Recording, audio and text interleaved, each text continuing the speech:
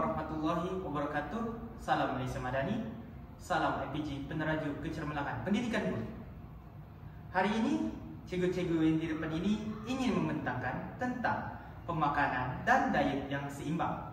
Baik, sebelum kita mengupas tajuk kita dengan lebih lanjut lagi, izinkan saya memperkenalkan ahli cikgu-cikgu yang ingin membentangkan tentang topik. Jadi yang pertama ada saya sendiri, iaitu Cikgu Nazril. Di sebelah saya Cikgu Irfan, dan di ujung sekali ini Cikgu Syakir. Jadi tanpa kita melengahkan masa, mari kita masuk ke topik yang pertama, yaitu pemakanan. Apakah itu pemakanan? Pemakanan dapat didefinisikan sebagai apa yang kita makan setiap hari. Pemakanan ada dua jenis, yaitu pemakanan yang sihat dan tidak sihat. Pemakanan yang sihat seperti kita makan sayur, buah-buahan, dan protein yang mencukupi, yang ada nutriennya. Manakala pemakanan yang tidak sehat, kita makan makanan ringan, makanan seperti keropok, gula-gula, dan kita makan juga makanan yang segera seperti mie segera, air segera yang banyak terjual di kawasan awam pada ketika ini. Baik, seterusnya ada diet. Apakah itu diet? Diet ialah corak pemakanan kita. Diet juga ada dua jenis, yaitu seimbang dan tidak seimbang. Kalau yang seimbang, ya cukup nutrisi. Seperti kita mengamalkan piramid makanan ataupun suku-suku separuh, yaitu suku karbohidrat, suku protein, dan separuh serat ataupun sayur-sayuran dan buah-buahan. Kalau yang tidak seimbang pula, seperti yang saya kata tadi, kita makan makanan ringan, mie segera, dan macam-macam lagi lah. Baik, seterusnya ada piramid makanan. Saya mempersilakan Cikgu Syakir untuk mengupas tajuk ini. Okey, terima kasih kepada Cikgu Nazril. Sekarang kita akan tengok apakah itu piramid makanan. Piramid makanan ini secara ringkasnya adalah satu panduan kepada kita untuk berapakah jumlah yang kita perlu ambil nutrisi-nutrisi dalam seharian kita. Okey, definisi yang berdasarkan KKM. Piramid makanan Malaysia adalah untuk populasi kanak-kanak yang berumur 7 tahun dan ke atas. Bagi kanak-kanak yang berumur 7 tahun ke bawah, tidak boleh rujuk kepada piramid makanan ini kerana tidak sesuai dengan umurnya. Lepas tu, bagi remaja yang berumur 13 hingga 15 tahun, cadangan sajian serta susu dan produk termusu adalah di dalam 2 hingga 3 sajian sehari.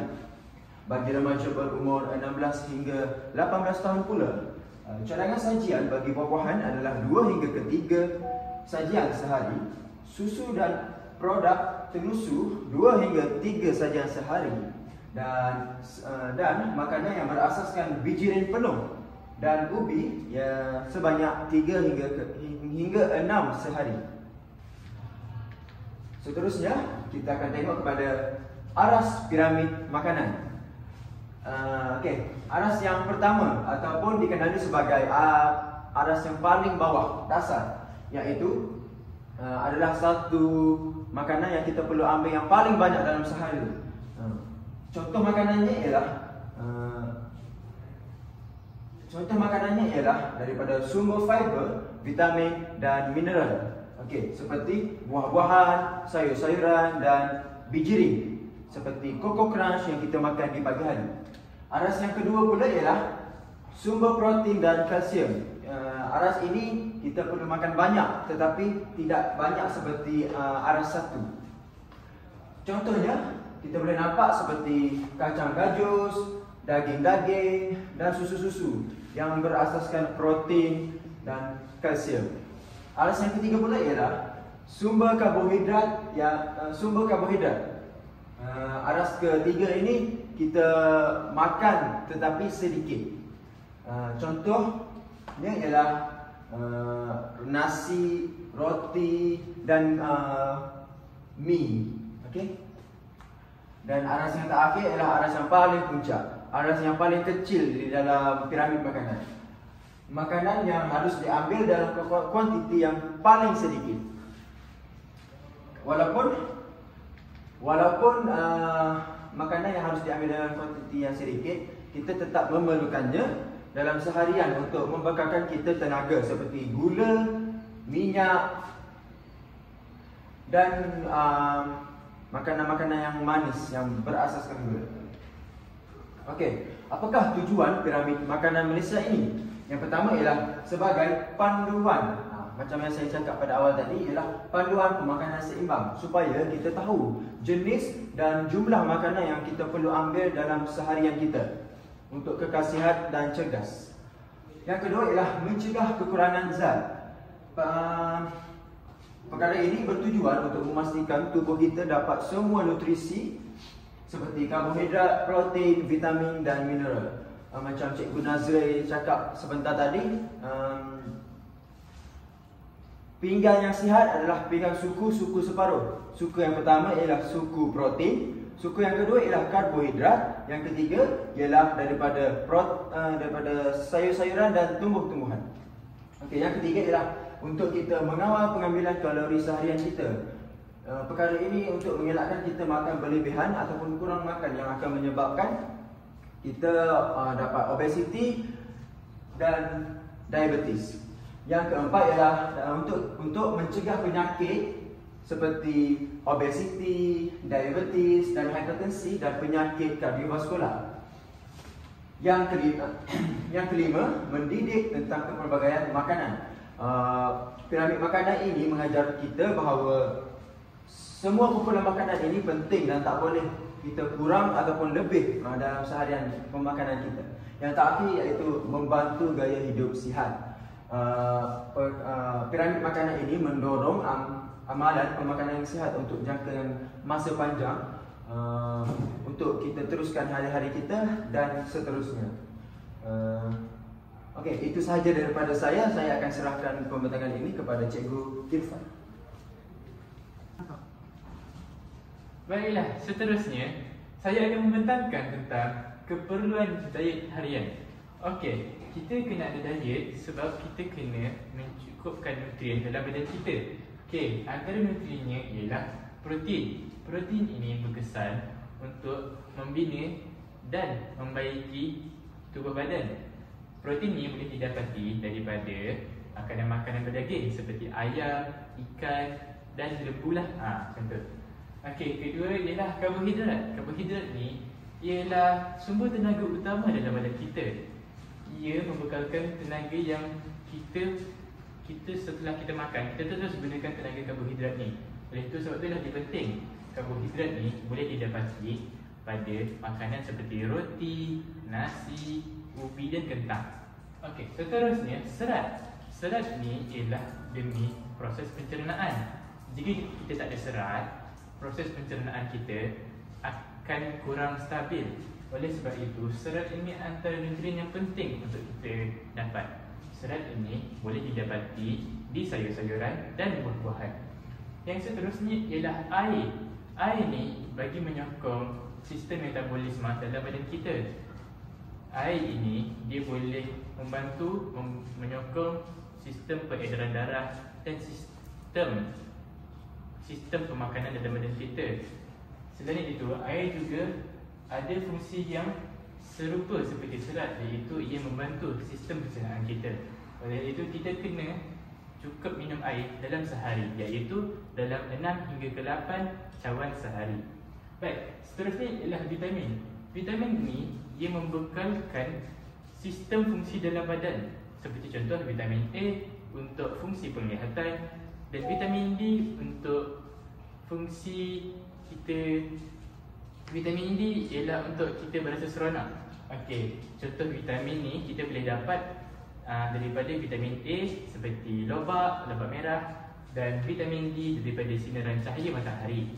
Okey, seterusnya lemak. Lemak ni berfungsi untuk membina haba di badan dan seterusnya membantu kita mencernakan vitamin.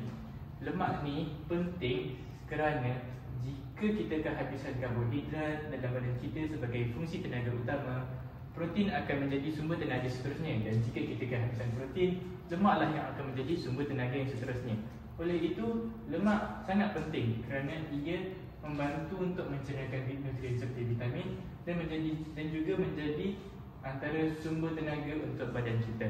Yang terakhir sekali, mineral. Mineral ini ialah untuk membantu tumbuh-sarang dalam badan kita. Ia membantu dalam menjaga sistem saraf dalam badan kita. Okey, seterusnya, faktor yang mempengaruhi keperluan diet. Okey, yang pertama, tahap aktiviti fizikal. Aktiviti cergas memerlukan lebih tenaga daripada aktiviti tidak cergas. Okey, ini sangat jelaslah kerana aktiviti yang cergas memerlukan banyak pergerakan, dan pergerakan ni memerlukan tenaga untuk digunakan. Oleh itu, diet yang seimbang untuk kita gunakan dengan pergerakan yang banyak, kita memerlukan makanan yang lebih banyak daripada orang biasa yang tidak menggunakan aktiviti fizikal sehari-harinya. Okey, seterusnya ialah umur. Kanak-kanak dan remaja memerlukan lebih diet harian. Okey, ini kerana kanak-kanak dan remaja mereka dalam fasa tumbesaran. Nutrien-nutrien yang mereka serap sangatlah cepat dan banyak berbanding daripada orang dewasa. Yang seterusnya ialah jantina. Lelaki biasanya memerlukan lebih kalori berbanding wanita. Oleh kerana lelaki ini secara biologinya Tuhan sudah kudratkan mereka dengan kudrat yang kuat dan memerlukan banyak tenaga berbanding kaum wanita. Baiklah, seterusnya, kenapa pengambilan diet seimbang ini penting? Hal ini kerana membekalkan tenaga dan nutrien secukupnya.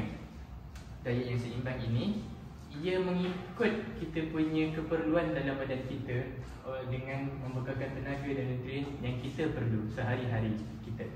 Okey, seterusnya menyokong pertumbuhan dan kesihatan. Okey, kita sebagai manusia, kita membesar dan kita memerlukan nutrien yang cukup supaya kita membesar dengan kadar yang normal dan sihat. Yang ketiga, meningkatkan daya tempuan dan prestasi.